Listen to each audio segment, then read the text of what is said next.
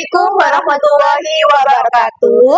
Halo teman-teman, selamat datang di podcast Marketing Insight. Pada podcast kali ini kita akan membahas salah satu brand yang pasti dikenal oleh seluruh masyarakat Indonesia, yaitu Indomie. Kita akan melihat bagaimana Indomie mampu mempertahankan posisi sebagai market leader sekaligus stock leader di Integrated Marketing Communication atau IMC. Nah, sebelum itu kita akan memperkenalkan diri sebagai host. Saya Nadia Ayu Afida dan rekan Saya Anindya Fitriani. Hari ini telah hadir dua narasumber dari kalangan mahasiswa yang akan membantu kita untuk menganalisis strategi pemasaran Indomie dari sudut pandang konsumen dan akademisi. Baiklah, langsung saja kita panggil narasumber kita. Silakan hadir. Hai. Sebelum masuk ke pembahasan IMC, saya ingin bertanya terlebih dahulu kepada dua narasumber. Kalau boleh tahu, varian Indomie kalian itu apa sih yang paling kalian favoritkan? Kalau aku sih sukanya yang Indomie soto ya. Kalau Mbak Rindi? Kalau dari saya sendiri, saya suka Indomie goreng. Wah, ternyata suara kita beragam ya. Nah, dari kesukaan kita semua terhadap Indomie, muncul pertanyaan. Apa sih sebenarnya bikin Indomie bisa bertahan dan tetap dicintai dari generasi ke generasi? Yuk kita kupas bersama Mbak Rindi dan Mbak Linda. Baik, menurut kalian apa yang membuat Indomie tetap populer hingga saat ini? Kalau dari aku sih, Indomie ini tetap jadi produk mie instan yang populer karena selain segi rasa yang konsisten, menciptakan varian-varian baru yang mudah disesuaikan. Produk Indomie ini sudah melekat di kehidupan sehari-hari masyarakat Indonesia. Kalau menurut Mbak Rindi? Kalau menurut saya sendiri itu dari rasanya yang tidak berubah dari masa ke masa. Dan Indomie ini merupakan produk yang fleksibel dan cocok untuk berbagai kalangan, salah satunya anak kos. Oh begitu. Menurut kalian, apa yang membuat Indomie tetap populer hingga saat ini? Kalau menurut aku, Indomie tetap populer karena harganya yang ramah di kantong dan Indomie udah jadi bagian kehidupan sehari-hari dari masyarakat Indonesia. Kalau menurut Mbak Rindi sendiri? Kalau dari aku sendiri itu rasanya yang tidak berubah dari periode ke periode sampai sekarang dan bisa menjadi andalan segala masyarakat di Indonesia, khususnya anak kos. Nah, itu betul sekali ya. Kedekatan emosional itu tentu tidak terjadi begitu saja. Salah satu cara Indomie membangun itu adalah lewat iklan atau ikonik yang kita lihat sejak kecil. Nah, bagaimana menurut kalian ini strategi periklanan Indomie? Untuk Mbak Linda?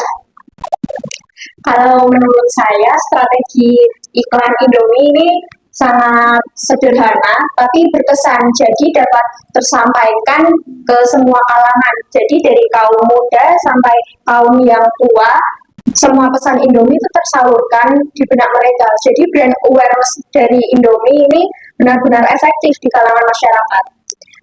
Indomie juga kadang memiliki ini ya, iklan yang konsisten ya, ataupun jingle slogannya mudah diingat. Betul kan ya? Iya.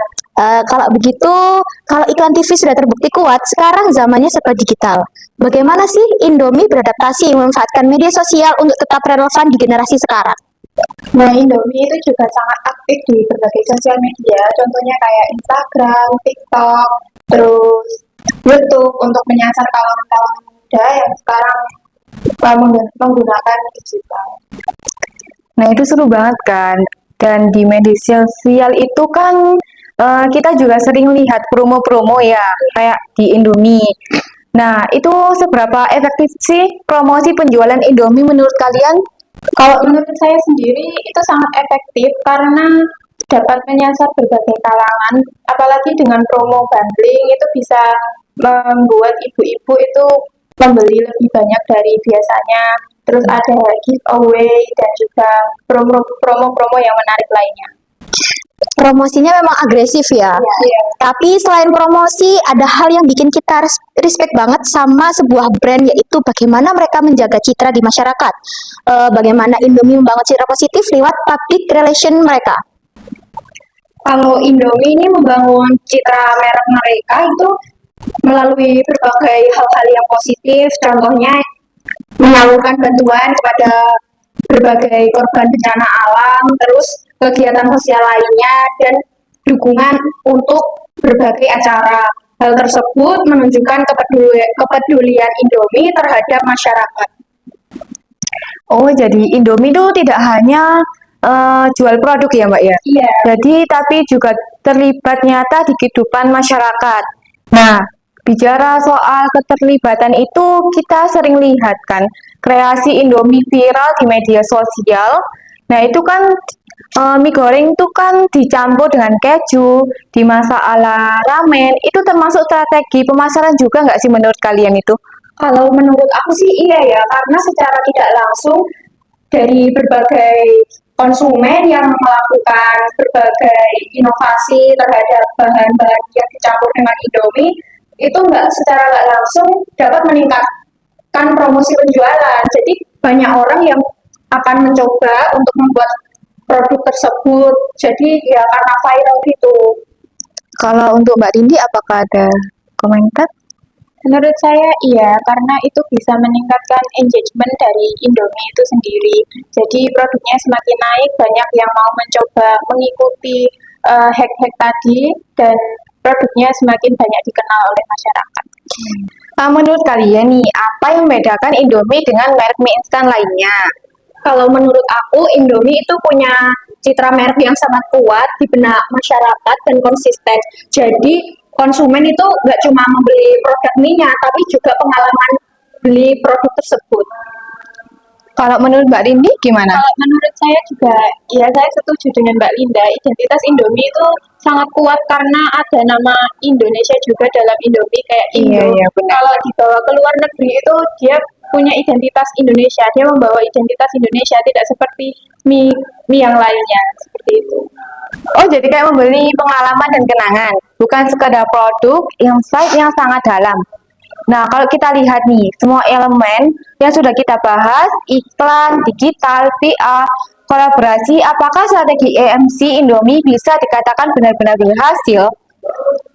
Sangat berhasil sih kalau menurutku, karena semua elemen komunikasi pemasarannya itu saling terintegrasi. Jadi pesan yang diterima di benak konsumen itu tetap sama di berbagai platform. Contohnya di TV, di berbagai medsos, event maupun media promosi lainnya itu tetap sama. Ya, saya setuju dengan apa yang dikatakan oleh Linda. Berintegritas dan konsisten itulah kuncinya. Dan kalau semua elemen berjalan selaras, dampaknya bukan hanya pada penjualan, tetapi pada posisi Indomie di industri secara keseluruhan. Menurut kalian, apakah Indomie sudah layak disebut top leader di industri makanan Indonesia? Kalau menurut saya sudah layak, karena Indomie itu sudah menjadi acuan bagi masyarakat Indonesia dan juga banyak brand-brand lain, brand-brand mie instan lain yang menjadikan Indomie ini sebagai acuannya. Nah, Indomie ini juga membangun komunikasi pemasaran dan terus melakukan inovasi-inovasi terbaru, kampanye, dan kedekatan dengan konsumen yang membuatnya menjadi pemimpin pemikiran dalam industri mie instan di Indonesia.